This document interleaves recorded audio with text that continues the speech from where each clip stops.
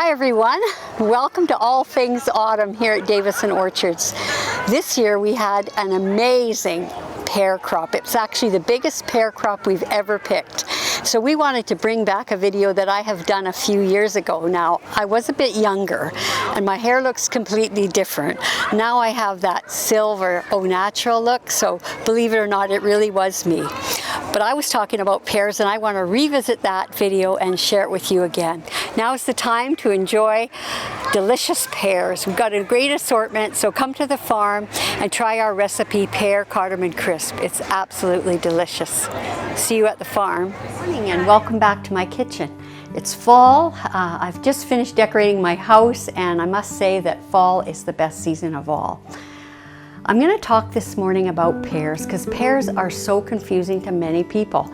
And here at Davison's we grow 3 different kinds of pears and actually sell 4 different kinds of pears. So I have the various pears here in front. I'm just going to tell you a little bit about pears. I find that people find them confusing because some of them ripen on the tree and are ready to eat like an apple when you pick them, and other ones you pick at a certain stage of maturity and then you have to wait for them to ripen. Bartlett pears are probably the most common pear. That's the one that I have here in the middle, and it is definitely ripe and ready to eat. It's been 5 days, and the nice thing about Bartletts is that they more or less ripen evenly, so the whole box is ready to go if I was going to can them. Today I'm going to make a pear crisp with them and probably can a few with those that are left over. They were discovered in England in 1765, so they're over 250 years old. They're best known as a canning pear, but they're also delicious for fresh eating, for salads and various other uses. So Bartletts are really an all-purpose pear. And then the next pear that we'll pick is this Bosc pear. This is the first year we've had Bosc pears. We planted them a couple of years ago and they take about 3 to 4 years to produce.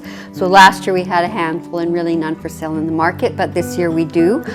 They're very unique pear. They're very russeted, which is this cinnamon colored blotchy that's on the surface of the skin, and it doesn't affect the flavor whatsoever, and that's actually a natural characteristic of the Bosc pear itself. And sometimes it'll cover just a portion of the pear and sometimes it'll cover the entire pear.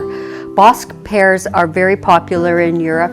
They were discovered in the 1800s and then brought to North America in about 1836. So they've been here a long time as well, maybe not quite as long as the Bartletts. You can tell a Bosc by its unique shape, and if you look closely at the stem you can see that it's starting to wrinkle a little bit, and that's how you know if they're ripe. You take your finger and you push it lightly at the stem, and if it gives way it's ready to eat. So unlike a Bartlett pear, a Bosc pear never really turns yellow.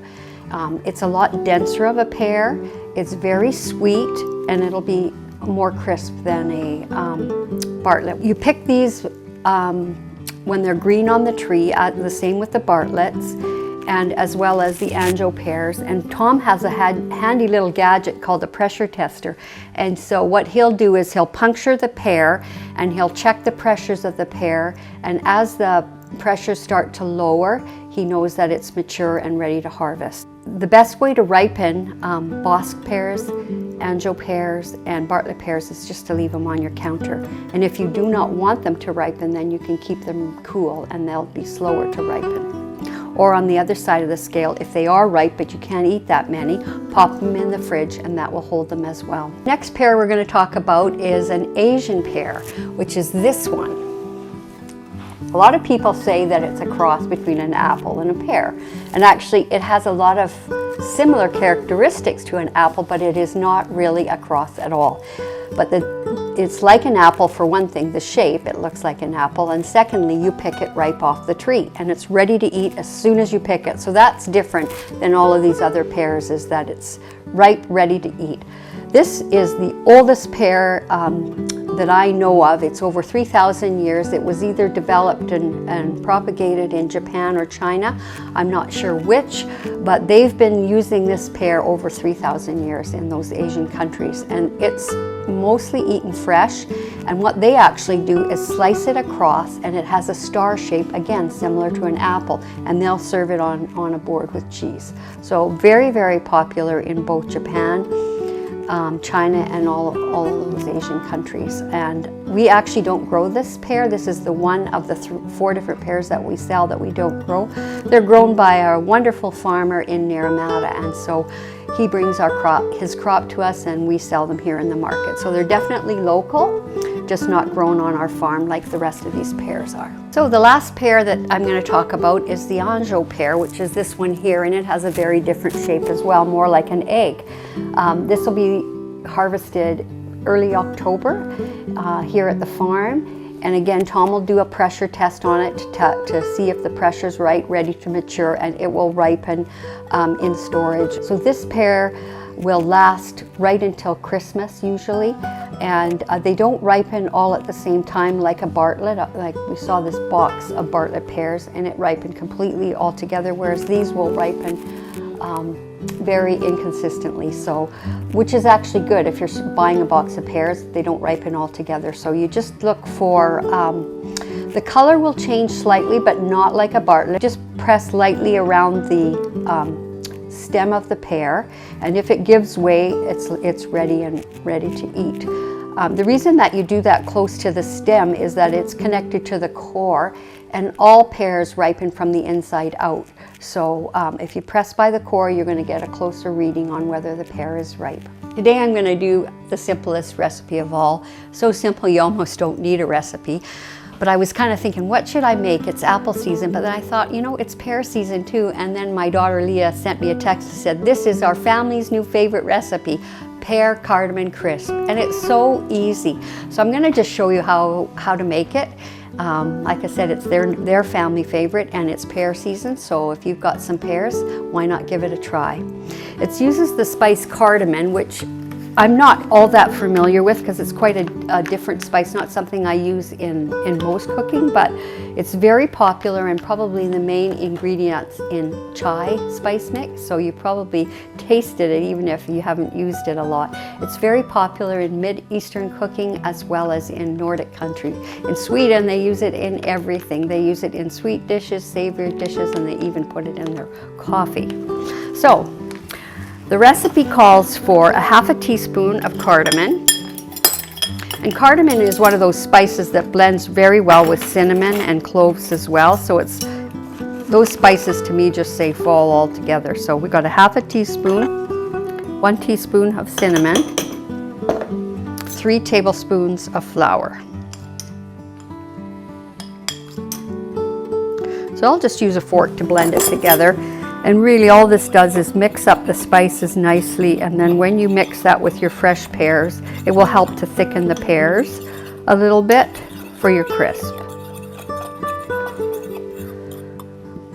So I'll set that aside while I begin to prepare my pears. You'll want to peel the pears. It's not absolutely necessary, but when the peeling cooks, it doesn't look as attractive. So I like to peel my pears. Peel the whole pear. You can see how juicy this Bartlett is, and yet it's still on the firm side. But like I said earlier, it's not as dense a pear as the others. Pears are great in smoothies, so if you find that your pears have gotten too ripe and you don't really like the taste of a soft pear, throw it in your smoothie because they do taste great. For this recipe, you will need 6 pears, unless you're using a bigger container. I'm going to use an 8x8 or a 6x8 container, and I know that 6 pears fits just about perfect in there. And like I said before, this is a very easy recipe. Just going to core them.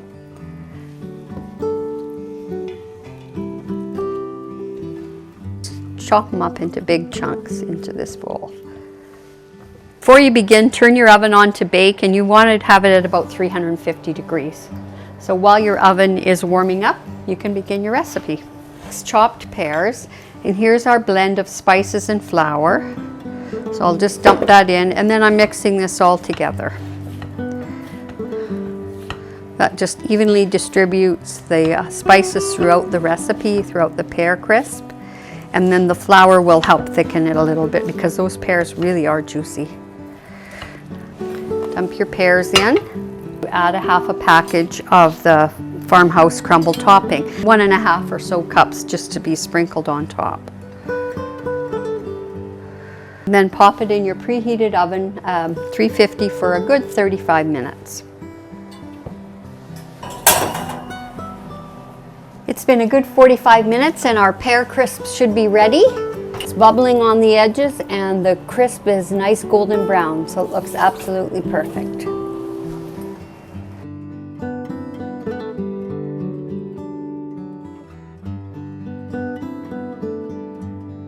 If you found this video helpful, press the like button and subscribe for more videos.